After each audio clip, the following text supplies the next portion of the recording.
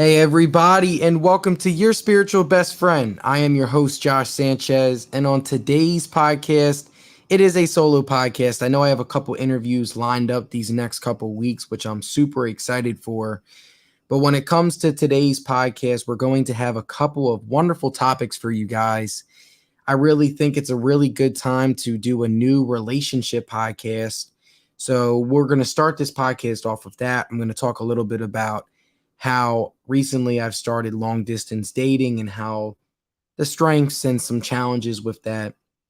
And then we might as well get into some deep forms of intimacy, like how come, what separates a basic relationship from like a deeper connecting relationship. So we're going to talk about that. I'm also going to throw in a little bit of now Leo season is starting. And then we're also going to do, just our weekly tarot. So that's going to be the main topics for our podcast today. So we're going to do relationships, long distance dating, the pros and cons to that. And then we're also going to talk about some little bit of astrology and tarot cards for the week. If you guys are not already a fan or are just tuning in, listen and are a big fan of the podcast, please like, rate, and subscribe to the podcast, whether that's on Apple Podcast or Spotify. Your subscriptions would really help boost the podcast overall. And I'm not going to lie, like in the next month and a half, we're going to close in on 2 years with the podcast. So I really can't believe it, man. It's been a long journey, and hopefully you guys have learned some cool content. But without further ado, we're going to get started with our first topic right away. So when it comes to relationships, I figured I can start off this podcast with just adding my own personal experience with relationships, and then let's see how you guys are feeling overall. But I've taken more time to reflect more recently on like what makes a relationship last longer. Like what is a difference between the people that you deeply connect versus the people that you're cool with, but they just scratch the surface. And I think one of the big things is the whole concept of emotional intimacy and how the emotional intimacy of a relationship can really help strengthen that bond. Because let's be honest, like when it comes to physical intimacy, like you could find physical intimacy in a lot of people, right? But what separates the basic relationships to the more everlasting, deeper connections is the emotional part of it. Are you emotionally in tune with your partner? And I think that is something that I've realized more being away from my current girlfriend for now. We started long distance earlier in July, and now we're approaching 1 month already. So I can't believe it's already been a month of doing long distance, and it's definitely had some challenges and it definitely sucks, but it's really strengthened our emotional connection. And I really think that that is something that you guys should look at in your own partner, in your own relationships with friends. Like it does not have to be just romantic. But can you connect with the people around you emotionally? Are these the type of people that you can have deep conversations with and they're not going to judge you based off of your appearance, what you believe in, or what you're going through? Are these people, do they really have your back through and through? And how we can show that is through emotional intimacy, right? Because there's going to be moments where life is going to hit you hard and you're going to need to talk to the people close to you, right? And if you don't have those people, right, that listen without judging, like are they actually listening with you, or are they just reacting and responding to what you're saying, right? Are they trying to find solutions real quick instead of actually just letting you sit and feel the emotions you need to feel? Now, part of our job is to communicate those, like, hey, like this is what I need, because we're not just going to read people. That would be mind reading, right? And that's a term that we can get into a little bit on this first segment as well. We can't fall under that loophole of trying to read what our partners are feeling, right? But are these people actually, letting you connect on an emotional level?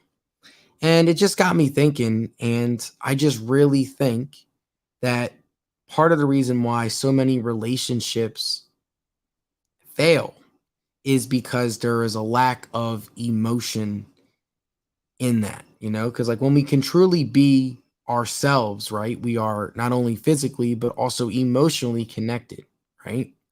So not limiting ourselves, right? Like being able to express our emotions with people.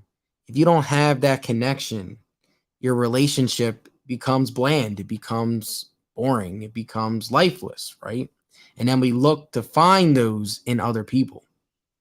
So when it comes to relationships, one of the biggest things, like, yes, the physical intimacy is definitely an important part, but what makes relationships last? And if you guys agree with me, okay. If not, let me know how you guys feel. Is that emotional, deeper connection you have when you're with someone over time and they've seen you not only with the good times, but also in the tough times, the times in which, you're struggling, the times in which, like you are stressed, there's so much stuff going on in that head of yours. There's so many things you're overwhelmed with. You need that one or couple people, to help you get through that. And that is what makes relationships last, because we remember those moments where we were feeling down and the people that were there to help pick us up. And if it's your romantic partner, that's really going to help strengthen your relationship. So I really think, in this past month, I know I've not been recording as much, and I've just taken more time to think and be with my thoughts. And that's one of the big things I realized just right away through all of the stuff I've been through this past month, between the stuff of my family and also the stuff between like my girlfriend moving away. It's been a really tough month, but it's been a really good opportunity for me to reflect and ask myself, what are the things, what's working? Like, how come like we're making this relationship last? What is making this connection deeper than my other connections?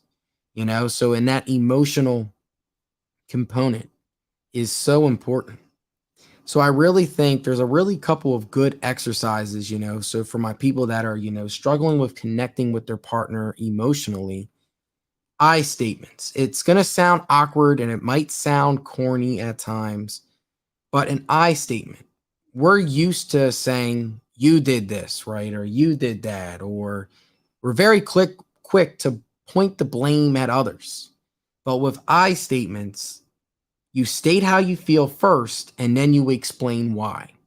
So especially in relationships, right, where we might feel insecure, we might feel, unloved, we might feel like abandoned, we might feel, lonely, right?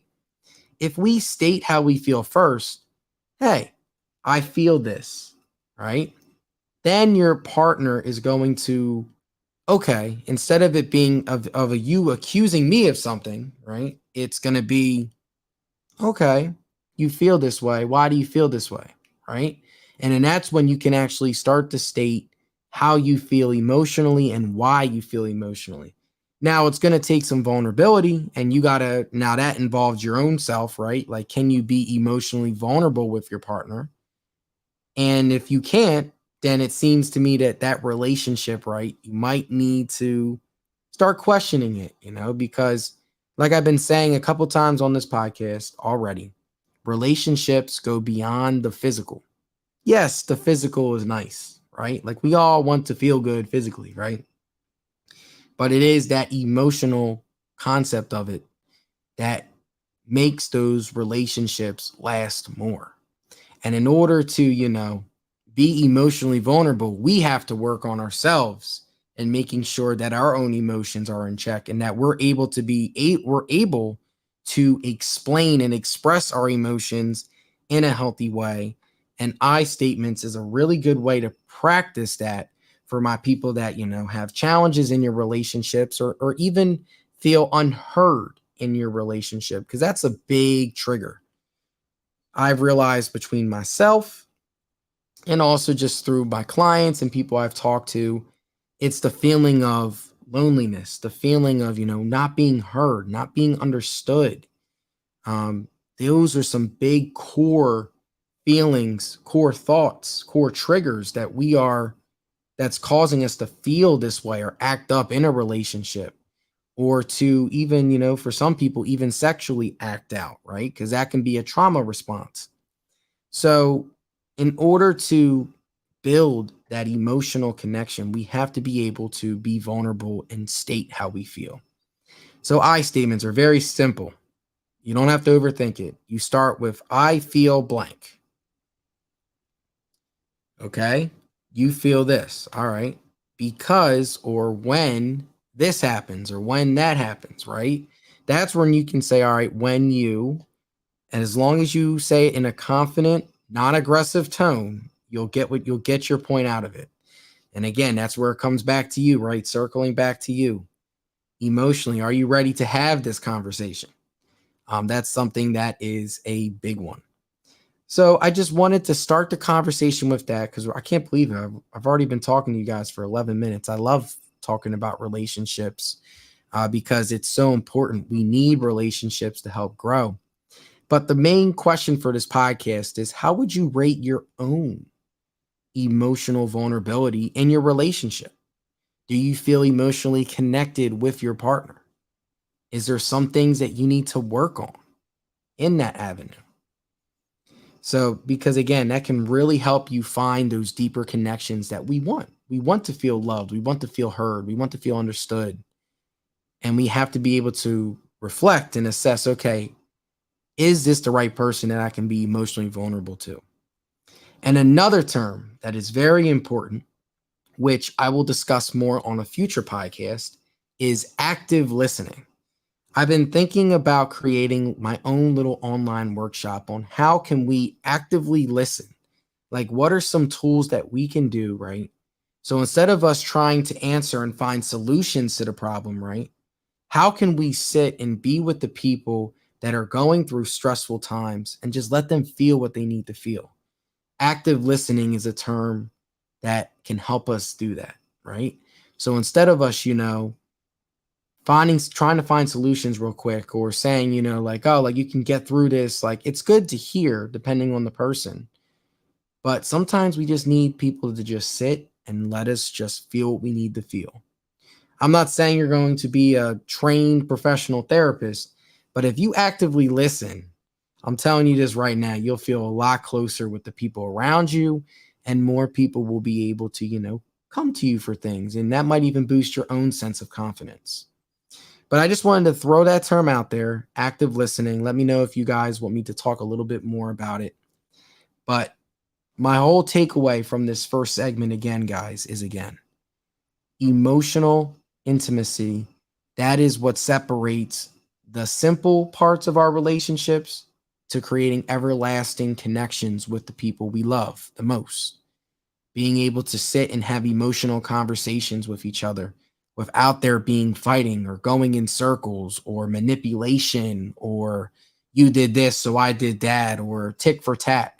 That's pretty much what I just said. My bad. It's another fancy term for that, where they did something that made you feel this way. So then you do the same to make them feel the same way. So we got to get over those mistakes that we do, because if we really love the person and we really see this person as a deeper connection, we have to be able to relate and open up emotionally. So that concludes the first topic of today's podcast. I really wanted to start with that. For the next topic of the podcast, we're going to talk a little bit about Leo season, because now we are in the beginning stages of it. Some important and key dates for you guys to think about. And then we're also going to do our weekly tarot card reading as well.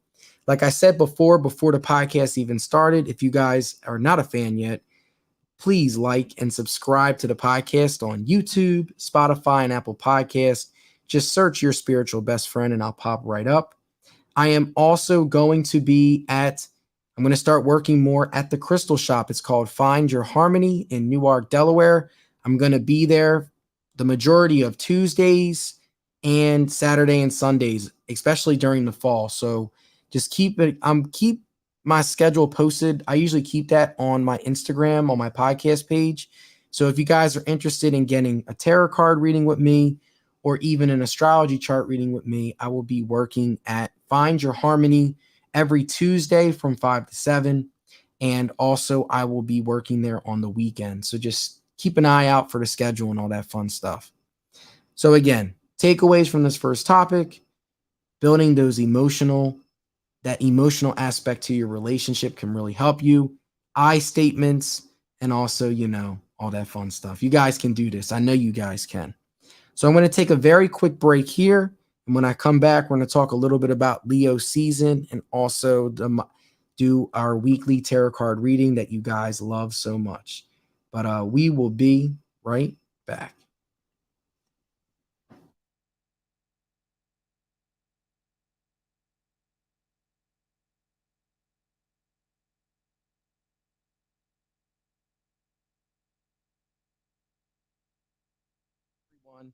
This episode is brought to you by Podcash as a collaboration between Racket and Stir. Podcash gave away over $100,000 to up and coming podcasters as a way to support insanely creative and inspiring podcasters. We know how difficult it can be to get a podcast off the ground and running, but with Podcash, it's a great way to get cash, and best of all, it's all free for your podcast. So if podcasting has been on your to-do list or you're already a podcaster, go to podcast.com to stay up to date with future podcast happenings. That's again, podcast.com, PODCASH.com. I hope to see your future podcast. All right, guys, and we are back. So I hope you guys enjoyed that first topic about relationships and building that emotional connection. Now we're going to talk about Leo season because we all know, guys, on the 22nd of July or the 23rd of July, my fault. So from July 23rd to August 22nd, we are now in Leo season. So I don't know about you guys. Cancer season for me has been really rough. It's definitely been probably one of the toughest months I had to deal with from an emotional standpoint, but it's really helped me realize a lot of things about myself. And, like I've learned new things about myself, especially with my emotions and trusting more people with communicating them. It's really helped me get through this tough stretch. But with this first topic, I wanted to start a little bit about some important dates to look at during Leo season and some things we might expect. So obviously you guys know from past podcasts I've done, Leo season it's the blunt of the summer, pretty much, like we're feeling summer, we're the dog days of August, we're feeling the heat, we're really feeling the intensity of summer during this month, right? Because we all know like the beginning of summer was towards the end of June, right? And now, we are in the heat of the summer. I was just in Texas this past weekend and it was hot. It was over 100 degrees. I come back home to Delaware and it is hot, just like how it was in Texas, and humid. And I can't stand the humidity. So that is what the Leo season is, like Leo is ruled by the sun. And if you guys think about the sun, right, the sun shines bright and it's all over it, hits all the planets. It's the big concept with Leo season is ego, right? So this is going to be a great time period, especially if you're a fixed sign like myself, Tauruses, Scorpios, Aquariuses, and Leos. This could be a very intense time for you because we're all fixed signs. So we're going to feel this type of energy. That's not to mistaken, for anyone else that might have like other placements. But this is a great time period. If you have any fixed energy in your chart, this is where you might feel an ego boost or a question in ego. So overall, that is just the concept of the sun being in Leo, which is ruled by the sun. So it's going to be a great spot for a lot of people. This is where, again, a lot of people usually like to travel, right? Find that sense of confidence back again. This is overall Leo energy.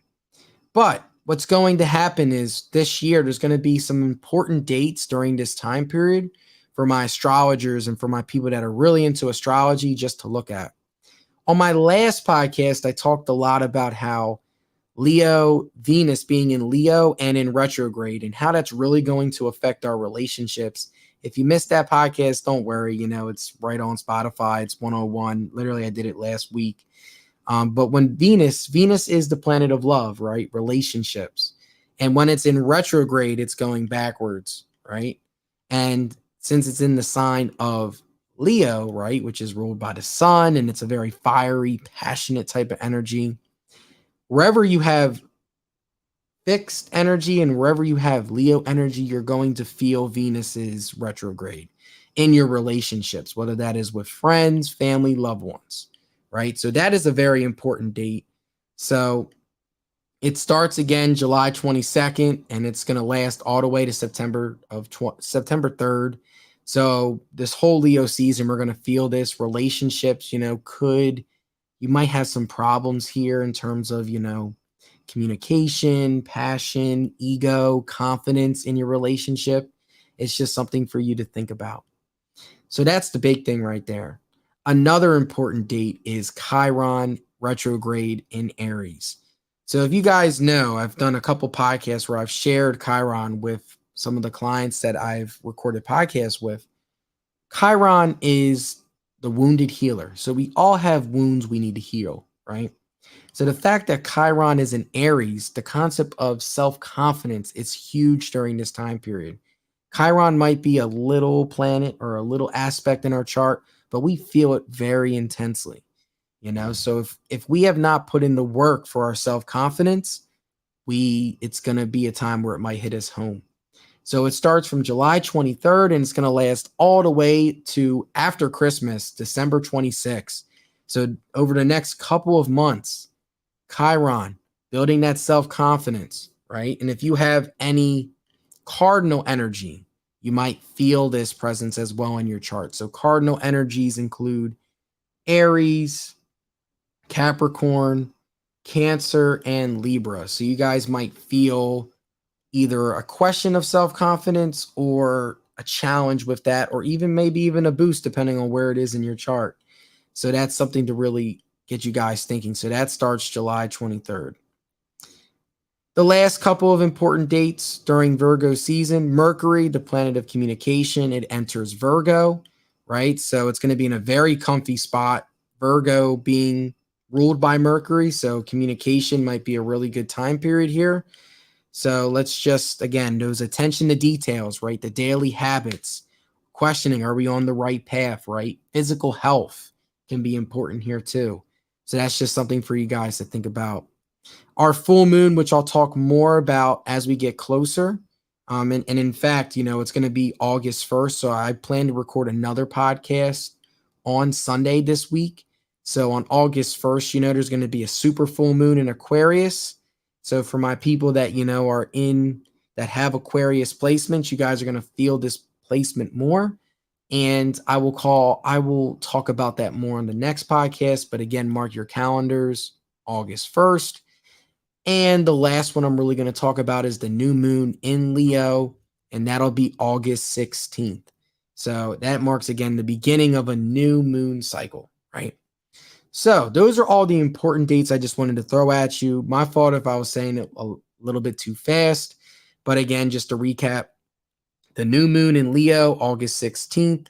Full moon in Aquarius, August 1st, which is going to be this week coming up, I believe, Tuesday. And then Mercury enters Virgo on July 28th. Chiron in Aries retrograde, which is the 23rd, and Venus retrograde, which we are already feeling that in Chiron, which was July 22nd. So those are all the important dates I just wanted to throw at you guys before we do our final tarot card week reading for the week. So like always, guys, as you guys can see live on YouTube, I always like to, thank my ancestors beforehand. We always got to thank the people that come before us because we've learned so much from them. So I just want to first thank my ancestors for that. And I'm going to ask a question as I first split the deck, obviously. So this reading is going to go for me and my podcast listeners. So my question for my ancestors is a very simple one. What energy should me and my podcast listeners be expecting this week coming up? My fault. So again, I repeat the question because I accidentally stumbled my words. What is the energy me and my podcast listeners should expect for this upcoming week. So for the week of July 31st, all the way to, I don't know, the last day of the week. I believe the 5th or the 6th. Don't quote me exactly on that. So I'm going to pull 3 cards and we'll see. All right. Wow, this one was ready. They were ready to talk for this one. So here we go. As I put my cards back. The first card we got the Knight of Cups. So if you guys do not know, here I'll show you guys what it looks like here as I pull it up on my book. Sorry, audio podcast listeners. You guys won't be able to see the card fully. But the Knight of Cups. So it's pretty much a knight. He's on a horse and he's holding a cup. So one of the things that we see right away is romantic proposals, invitations, following your heart. Ever wonder what the term knight in shining armor represents? The Knight of Cups is it. The knight rides in on his white horse to save the princess trapped in the castle, right? So it's just like a romantic, regular love tale, right? This person is confident, brave, and they wear their heart on their sleeve. They are loyal in a relationship and devote all of their love to this person. The knight brings the kind of news we hope for. This might be even like a wedding proposal or an unexpected job offer or even new friends. So this is going to be a really good opportunity to make some new connections. So whether that is with myself or if you guys are listening to this podcast this week, think about, is there a new opportunity or is there a new window opening? And now you're starting to make new friends. This is something for you to think about, okay? So take action with this card, and you might receive a big surprise. So that's something to think about right away. The Knight of Cups comes up. As great as the Knight of Cups begins, now we have a very tough card. So this one is 3 of Swords. So if you guys see, literally, if for my people live, and for my audio people, it's literally 3 swords here. I don't know. Yeah, that helps. So it's literally 3 swords stabbed in a heart. I will say it was upside down on the bright side, but we'll see if this is happening. So the 3 of Swords, heartbreak, sadness, grief. The 3 of Swords signifies a sudden, unexpected blow to your emotions. When you see this card in a reading, it often foretells the sudden loss of a loved one, the realization of betrayal, or an end of an important relationship with someone you loved very much. Whether the situation, it'll cause a great deal of pain and suffering to you. As terrible as it might seem, there is a silver lining. You can trust yourself to dig deep and find the strength to overcome whatever comes your way. No dark cloud can linger on forever. Remember that the way you feel now does not encompass how you feel once the dust settles. The intensity of emotion will subside over time. Pour love into yourself and trust that life goes on. So, this first card talks a lot about, making new connections. The second card talks about ending possibly one. The fact that it's upside down, though, depending on who you want to go to for cards, I know for me, I like to look at the full reading first to see, okay, does it make sense if it's still upside down or not? But this one involves like heartbreak, sadness, or grief. For it to be upside down, it might be, this is something you might not be feeling now, but it could be something on the horizon. So just to be aware and mindful of. And then the last card we got is the Page of Cups. So we got the Knight of Cups, Page of Cups, and 3 of Swords. So this one, the Page of Cups. And give me 1 second as I pull it up. And I got to search through this book. Here we go. Page of Cups. Idealism, youthfulness, good news. The Page of Cups represents our inner child, a Peter Pan of sorts. Whether your age, the page symbolizes a need to play, to dream, to have a little fun. So don't take things too seriously when this card appears. Instead, play around and let your imagination and creativity flow. Be open to new ideas as the Page of Cups argues well for new projects and opportunities. The card encourages you to embrace these opportunities despite it being something that you may not even expect. If you do so, it'll lead to new adventures and open many doors. So this week, we have a mixture And here again, for my listeners, it's just it's a page. It's like a young child holding a cup. That's why I really like this deck because I find it so interesting. So when it comes to our overall reading, we got Knight of Cups, right? New opportunities, great time to meet some new friendships, right? Meet some new, whether that is friendships, whether that is new work relationships, whatever it is, it depends on, your journey and what you're going through. But that is the first card right away that stands out to me. Let's take action and let's create some new opportunities if the windows are opening up now. The second card is we might experience some heartbreak, right? We might experience, we might need to remove a situation that is no longer serving us, right? Because think about it, as we're creating new opportunities, there might be an old opportunity that is no longer serving us. So that's just something for you guys to really think about. And then the last card on this reading was the Page of Cups. So we're young in this, right? So tapping into our inner child, tapping into our inner wisdom, right? Take on that new challenge, try something new, and have fun while doing it, right? Because, if we come in with all these expectations and it doesn't meet our expectations, especially on the first day, we could get discouraged. So instead of coming in with all these expectations, come in with like curiosity, come in with, a sense of youth, a sense of like what our inner child needs, right? So those are our three cards for today for this week coming up. So this week it seems like a bunch of new opportunities and a mixture of some heartbreak. So be aware and be mindful of the people that are in your corner. Is there a relationship that you're going through that is challenging? This might be an opportunity for you to assess and talk about it.